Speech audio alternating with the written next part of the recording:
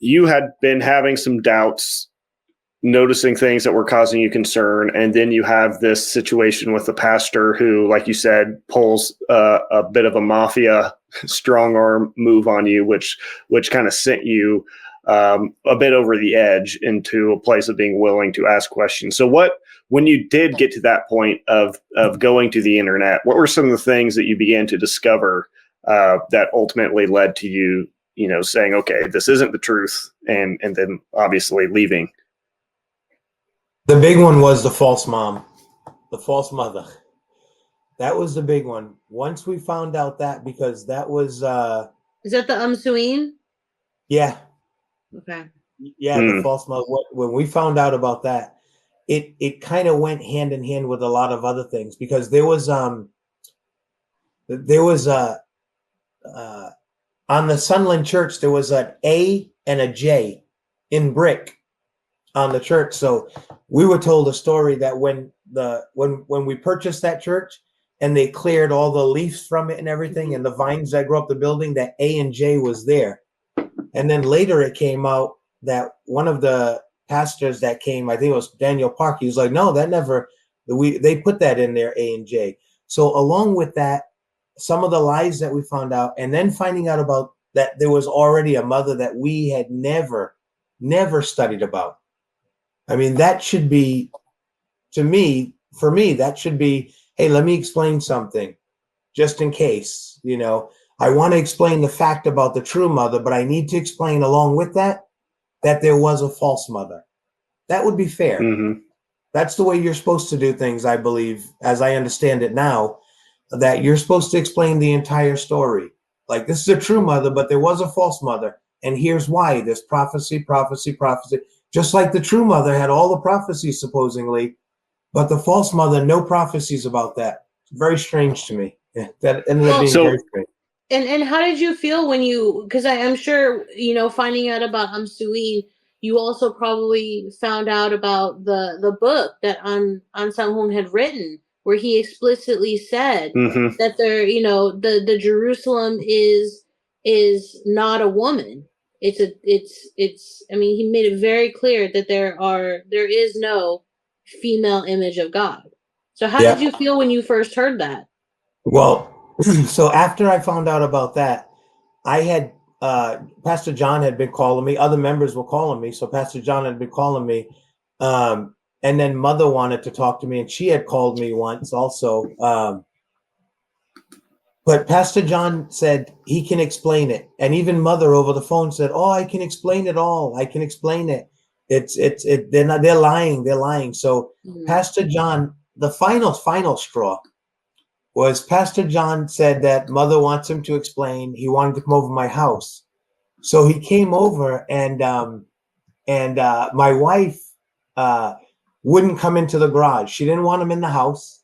And she said, you guys can go in the garage. So he said, I need to explain something to you about this about this mother. So he came into the garage and he opened up his laptop, and I'll never forget it. He put on a cartoon. He put on a cartoon to explain to me about how this false mother stole the book, found out about her, stole Father's book, found out, and proclaimed herself as a false mother. And I remember sitting there as a grown man with another grown man on the side of me, watching a cartoon in my garage, and I could not wait until it had ended so that I could say thank you very much, and let's do it again next Saturday. Looney Tunes, though, this time. Oh my God. So just to clarify for those that I'm assuming most people that watch this will be familiar with this book we're talking about, but just for those who aren't, there is a book written by Ahnsahnghong called Problems with the New Jerusalem, the Bride, and Women's Veils, which as I usually try to do, I'll try to remember to link in the video description of this interview, a link to that book where you can read it yourself. You can read Ahnsahnghong's own words that he wrote, where he basically he'll even specifically take passages from like Revelation 22, Galatians 4, and he'll say this woman says that this verse is teaching that there is a female deity, and that female deity is herself. And then he'll say, but this is what Galatians 4 actually means, and it has nothing to do with God the Mother. And he'll do the same with Revelation. He'll say the bride in Revelation, the wife of the Lamb, is the saints. He says it over and over. He reiterates that.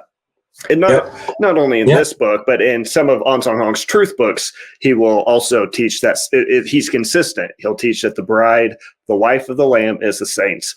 And so this, obviously, as a WMS member, first hearing about this book and encountering that, wait a minute, you're telling me that Ahnsahnghong wrote an entire book in which much of it was devoted to refuting this idea that there is a mother God. And he actually uses the very same Bible verses that we use to teach mother God.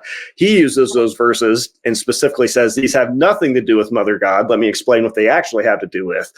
So yeah, just for those who aren't familiar, that's what we're talking about. That's some of the information that Ron encountered that I think began to cause him to ask some very valid questions. And one of the things, Jordan, that's exactly right. And one of the things that we questioned a lot with Pastor John also, we questioned a lot because we said, okay, maybe that might make sense, but we didn't understand why publish a book. Why not at that time just explain? Ahnsahnghong had a very small church at that time, according to what we've always known. So why not? He had 3 locations, I think, of very small members in 3 different locations, why not just explain to them? Mm-hmm. And then she's out of the church, you explain to them, and it's resolved. But we had come to the conclusion that he wrote a book and published it because it wasn't just for them. It was for any time anyone says that, don't believe it. Yeah, which is what he says in the preface of the book when he says the things I'm about to write are the unchanging truth of God. But yeah, I mean, why does a person write a book? You don't write you write a book because you're hoping that it's going to have some longevity and it's going to reach future people once you're gone and can no longer relay that information. If all he needed to do was to dismiss this one woman in this one instance, and then later on had planned that, in the near future, mother will be revealed. It will be revealed that these Bible verses actually do reveal a female deity. Why write a book about it? That's going to remain until this day, so that now you have us here talking about it, saying, look at what he said about it. It just seems like a pretty silly choice on Ahnsahnghong's part if he actually believed in the existence of a mother God, which obviously he did not. He did not. And it's like when when you work for a company too, if you want to confirm something, you always put it in writing. That's right. Like if I'm like, for example, if I'm, because if I'm trying to say like, oh, my boss gave a decision and I'm trying to tell somebody, but I don't want it written down. Right. I don't want it to be like, I don't want my words to be misconstrued later on. Yeah. Then I'll tell them verbally. Right. But if I want to put it in writing, like this is fact, this is the unchanging fact, I'm putting it in writing. Right. Mm-hmm. So the fact that like you mentioned, like he put it in, not only did he publish it once, I don't know if you knew this, Ron, he published that book twice. I didn't know that. Yeah. He published it twice. Wow. And so in the early 80s. So it's like, and there's no evidence that the church made any effort. I mean, Ahnsahnghong made any effort to retrieve those books. Yeah. Mm-hmm. So it's very clear, like he meant this is what I believe, guys. That's correct. Mm-hmm. That was his teaching, 100%, and they can't get around that. That was his teaching. That was the second coming Christ teaching. Was that there is no mother God. Mother represents the church. So hard to get around. And I want to say something too, because like, again, Ron, when you left, like it was such a big deal in the church when you left. And not only when you left, but when you made that video with Steve Hassan, it had such an effect because a lot of the stuff that you mentioned, Ahnsahnghong writing the book and even stuff that you mentioned in your interview with Steve Hassan about, hearing for the first time that Ahnsahnghong had kids, that he was in the Seventh-day Adventist church.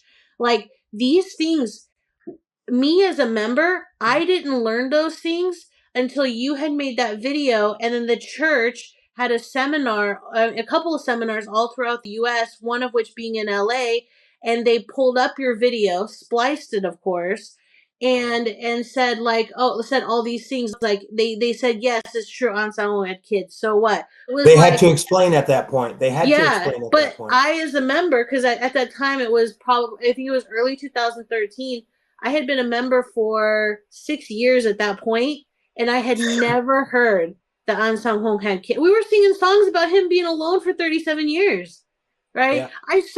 When I went to the Elohim Academy, they have a replica of his house. There's no way a family of 6 could have lived in that house. It was like it was like a one room kind of thing, and I'm short and I could touch the ceiling. Okay. Right. So if that says anything, like there's no way, and there's no electricity, no running water, it's we weren't taught these things about. I wouldn't have cared if he had kids, but it was the fact that they hid it from us, and the only reason they told us is because Michelle coming out with the examining site, and especially from us on the West Coast, your video mentioning these things, that the members nowadays know about it. Yeah. So if you hadn't made that video, who knows if members would have known about it. Yeah. And I think to be honest, I definitely, I don't want to say I had a lot of people who trusted in me, because John still had broken English. So I was really the first one that was able to explain it clearly, 100% clearly in English. And it was refreshing to people. And then I started doing sermons in English. So it was kind of refreshing. So when I left, I think they maybe overreacted a bit. There was some steam and everything. But I think if they would have just not reacted, the steam might have went away. And I think their reaction caused even a more explosive situation. So in a sense, they kind of overreacted, which was good for all of us. It was good for, people getting out. When you had left, I was in Portland, and there were members from LA that were in Portland. And I remember picking up, you probably know her, Rachel, the Korean sister Rachel. I picked her up for the Sabbath day, and when I picked her up, she was in charge of the kids, and she was mean to the kids. She was mean. She was mean. She put kids in a corner for 45 minutes and forget about them. She was mean. Like the kids weren't afraid of the pastor. You just say, "Do you want me to get Sister Rachel?" And they just yeah. But no, I picked her up, and because she came from Korea, but she was in LA for a long time. Right. And she told me, she's like, I just got a call from Pastor Ron and Diane are on the side of Satan now, and we're not allowed to talk to them. And so members, the LA members, people who knew you guys were being called one by one and told not to talk to you guys anymore. And so that's when I first heard about it. And then of course, like when you did the video with Steve Hassan, they then took that video, spliced it up, and then tried to explain why each thing was like a lie or something like that. And that's when I heard what you would, but we heard a very edited version of what you said, obviously. But and there was so many stories. Like I talked to people in different churches who had came out, and they each had a different story. One of the stories was that I wanted power, and I wasn't a pastor, and I was frustrated because of that, which is so not my character. Like, I don't like leading anybody. I like actually listening and following. It's just not my character. But, and then the other one was that I was womanizing in the church and doing things like that. And it was like every story was just different depending on the church it came from. Oh, there really? was like 3 or 4 different stories from different churches. Whatever they told them, they would just tell them. Whatever the pastor decided about me there, they would say that. But one of the things that they, John had done, I just want to share this real quick because it was a big one. It was a shaking. It was a shaking of a little bit of the church. I had brought somebody that I worked with. I worked with her, or my wife worked with her, I think my wife did. Chelsea was her name. She was Taiwanese, I think. She was born here though. She had 2 kids, and she had come to church. She had got baptized. She kept one Passover, and then right around the second Passover, it was we had done her second Passover, and then it was the Ascension Day. We were out at a park, and my sister, we were waiting for. Oh, her name was Sharon. I'm sorry, Sharon. We were waiting for Sharon to get there because my sister was in charge of, helping her along and making sure that she got to sermons and that she got, she was her keeper. So Sharon had never gotten there, and my sister Tammy got a phone call that she had died. She was ran over by a bus in L.A. Wow. And yeah, we were all shocked. And my sister came over to me right away and said, "You're not going to believe that Sharon is dead. She was hit by a bus." And we were like, "That's impossible." She took the Passover because we thought at that time physically you couldn't die. Because that's what we were told initially. Oh, yeah. Physically, I remember when I was on the plane with John going to Korea the first time, he was saying how protected this plane is because nothing can happen to anyone here because we're on it. So when that happened, me and Tammy went to Pastor, and we said, "Pastor John," we said, "Sharon's died from a bus accident." And I will be honest, Pastor John seemed legitimately surprised. And he said, "No, that's impossible." He said, "No, really?" And he said, and we said, "Yeah, she died." And then immediately, within the next couple of minutes, he called us back over and he said, "Did she take the Passover?" And my sister Tammy said, "Yeah, she did." And he said, "No, I don't think she took it. Did she really eat it?" And my sister Tammy said, "Pastor John, she ate. I watched her. I was on the side of her. She ate the bread and drank the wine." And he said, "No, I don't think so. It's impossible. She didn't do it." And then he started going around to other people and mentioning, because other people started catching wind of it, and he started going around and saying, and we were finding out that he was saying she didn't keep the Passover. She didn't physically take the bread and wine. So he was already spreading the story about her death. And then we had, and then after that, died. Yeah. And then after that, Deacon, I don't know if you remember Turk. Do you know Turk or June? Deaconess Turk? I heard the name, but I don't think I knew them, but I heard the name Turk for sure. Yeah, she died of a brain aneurysm or something very unexpectedly. Yes, she had I did hear about, yes. Yeah, she had a son, Serticon, and I did the sermon for her short. We did a small funeral for her only because her husband wasn't really a full believer. He was baptized, but not a full believer. And Pastor John said, "Okay, do the sermon, but make it short because we don't really do this kind of stuff." And that was another one. But they said on their tax forms they do. Oh yeah, no, they don't. They don't do that. Yeah, they don't do that. But he tried to explain away hers too, and that was the second one. And that's when a lot of us were like, "We're not supposed to die physically. Now there's 2 deaths. What's going on?" So a lot of things like that were happening. Wow.